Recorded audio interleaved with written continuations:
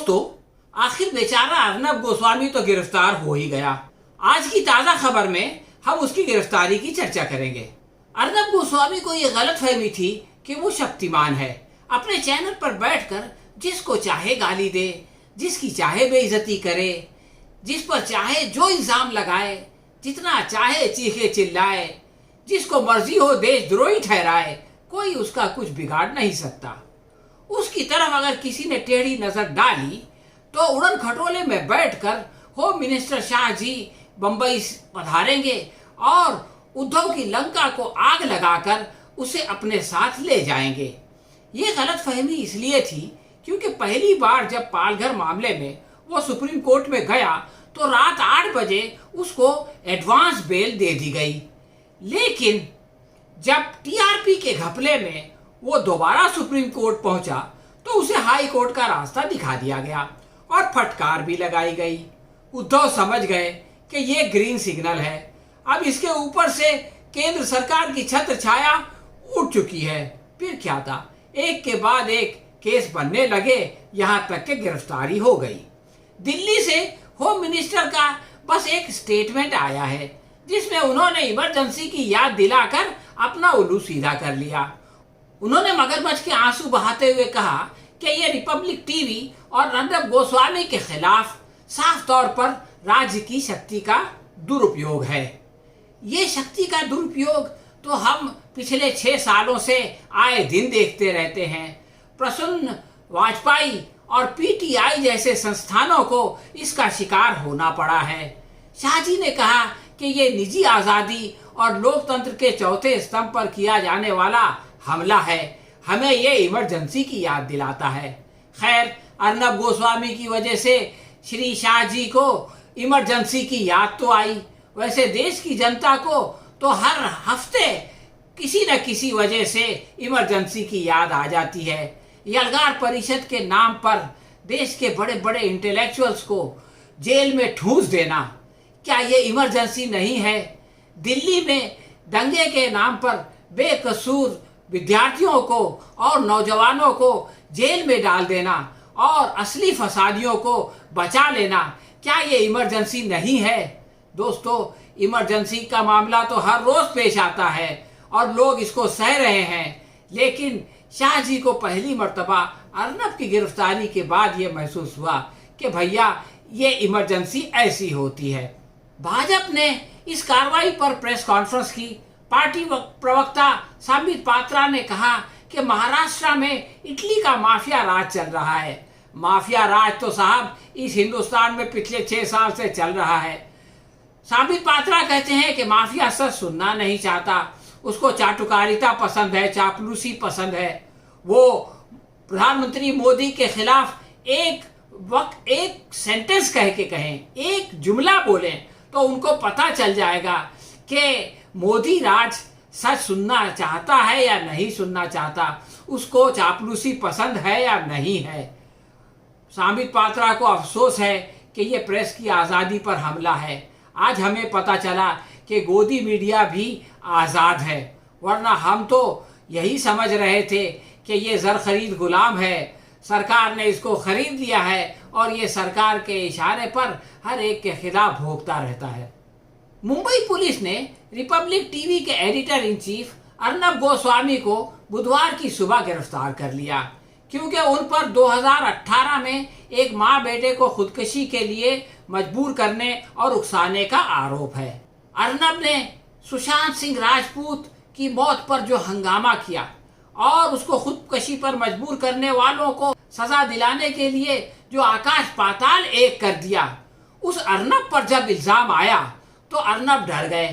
रिया चक्रवर्ती को जेल भेजने के बाद खुशियां मनाने वाले अर्नब को जब पुलिस पकड़ने के लिए आई और ये कहा कि हमारे साथ चलिए और इंक्वायरी में हमारा साथ दीजिए, तो अर्नब चिल्लाने लगे कि तुमने मेरे ऊपर फिजिकल असॉल्ट किया है, मैं इसे बर्दाश्त नहीं करूंगा। और साथ में वीडियो क्लिप भी दिखाई।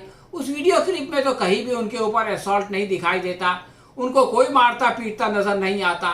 सिर्फ अर्नब गोस्वामी ये चिल्लाते हुए दिखाई देते हैं कि तुमने मुझको मारा है, तुमने मुझे अपने घर में मारा है, और अपने सोफे में दुबकते हुए दिखाई देते हैं। पुलिस वाले तो उनसे बड़े अदब के साथ ये प्रार्थना कर रहे हैं कि चलिए भाई चलिए, हमारे साथ चलिए, हमारे पास आपका अरेस्ट वारंट है। लेकिन ये कि अर्नब की हिम्मत नहीं है कि पुलिस के साथ जाए और उसके साथ जो है वो इंक्वायरी में साथ दे। अर्नब के मारपीट के आरोप पर याद आता है कि हर रोज शाम को वो लोगों को बुलाकर उन पर फूल बरसाते हैं और उनके जरिए से पूरे समाज को गालियां देते हैं, और एक खास कम्युनिटी तो उनका खास निशाना है। तो उन्हें याद रखना चाहिए कि जिस तरह से लाठी का जख्म है वो कुछ दिनों में भर जाता है, लेकिन जबान का जख्म तो बरसों में नहीं भरता। तो अगर उनको इसका एहसास है कि उनके साथ ये सुलूक नहीं होना चाहिए, तो उन्हें भी दूसरों के साथ ऐसा सुलूक नहीं करना चाहिए। ये मामला दरअसल 2018 का है। उस समय 53 साल के एक इंटीरियर डिजाइनर अन्वय नाइक और उनकी मां ने आत्महत्या कर ली थी। अन्वय की पत्नी अक्षता ने उसी साल मई में आरोप लगाया था कि उनके पति ने रिपब्लिक टीवी के स्टूडियो में इंटीरियर का काम किया। इसके लिए 500 मजदूर लगाए, लेकिन अर्नब ने बाद में उनको 5 करोड़ 40 लाख रुपए का भुगतान नहीं किया, जिसकी वजह से उनका पूरा परिवार तंगी में आ गया और डिप्रेशन में जाकर अन्वय ने अपनी बुजुर्ग मां के साथ खुदकुशी कर ली। अन्वय ने अपनी सुसाइड नोट में भी अर्नब और 2 अन्य लोगों पर आरोप लगाया था। इस मामले की जांच सीआईडी कर रही है। अक्षता का दावा है कि रायगढ़ पुलिस ने एफआईआर तो दर्ज की थी, लेकिन मामले को ठीक से जांच नहीं की, और करती भी कैसे। उस वक्त अर्नब के चहीते फडणवीस की सरकार थी, इसलिए उस पुलिस की यह हिम्मत कैसे हो सकती थी कि वो अपने होम मिनिस्टर यानी महाराष्ट्र के होम मिनिस्टर फडणवीस की मर्जी के खिलाफ अर्नब के ऊपर हाथ डालते। इसलिए पुलिस ने कोर्ट में रिपोर्ट दाखिल कर दी और एसपी अनिल पारस्कर के मुताबिक उनके खिलाफ कोई सबूत नहीं मिला। लेकिन जब सरकार परिवर्तन हो गया तो अन्वय की पत्नी उद्धव ठाकरे के पास गई और उनसे न्याय की गुहार लगाई, तो फिर दोबारा कार्रवाई शुरू हुई। महाराष्ट्र के गृह मंत्री अनिल देशमुख ने कहा कि कानून के ऊपर कोई नहीं है। दरअसल जब पुलिस उनको पकड़ने के लिए आई तो अर्नब ने चीख चीख कर कहा कि तुम्हें मालूम होना चाहिए कि मैं रिपब्लिक टीवी का चीफ एडिटर हूं। तो शायद देशमुख साहब उसी का जवाब दे रहे थे कि भाई इतना याद रखो कि कानून से ऊपर कोई नहीं है। अगर पुलिस इंक्वायरी करने के लिए किसी के पास भी जाए तो उसको उसका कोऑपरेशन करना चाहिए।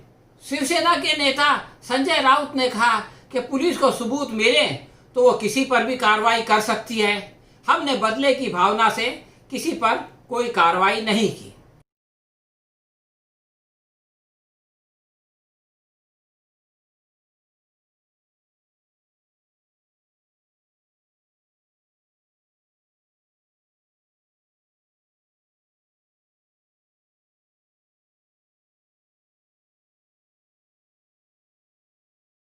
एक सुसभ्य समाज में पत्रकार के ऊपर इस तरह की कार्रवाई नहीं होनी चाहिए।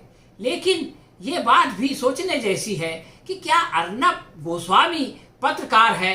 बहुत सारे लोग उनको पत्रकार नहीं मानते, बल्कि वो तो जैसे शार्प शूटर होता है उस तरह से शाम में आता है और अपनी जबान से बेतरतीब गोलियां बरसाता है।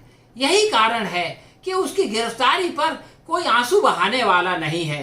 जिस तरह से विकास दुबे का इनकाउंटर गलत था, लेकिन इसके बावजूद उसके इनकाउंटर पर लोगों को खुशी हुई, उसी तरह से अगर अर्नब गोस्वामी की गिरफ्तारी गलत है तो भी उसकी गिरफ्तारी पर लोगों को खुशी है, इसलिए कि उसने इतने सारे लोगों को जेल में भेजने का प्रबंध किया और इतने सारे लोगों को जेल भेजकर खुशी बनाई। वो सारे लोग आज ये सोच रहे हैं कि ऊपर वाले की लाठी में आवाज नहीं होती, उसके घर में देर तो होती है लेकिन अंधेर नहीं होता। हाँ तो दोस्तों, ये थी हमारी आज की समीक्षा। आपको कैसी लगी हमें कमेंट बॉक्स में लिखकर जरूर बताएं। अगर आपको ये वीडियो पसंद आई हो तो इसे लाइक और शेयर करें। हम बहुत जल्द आज की ताज़ा खबर में किसी नई खबर के साथ आपकी सेवा में फिर हाजिर होंगे। तब तक के लिए इजाज़त दीजिए। धन्यवाद।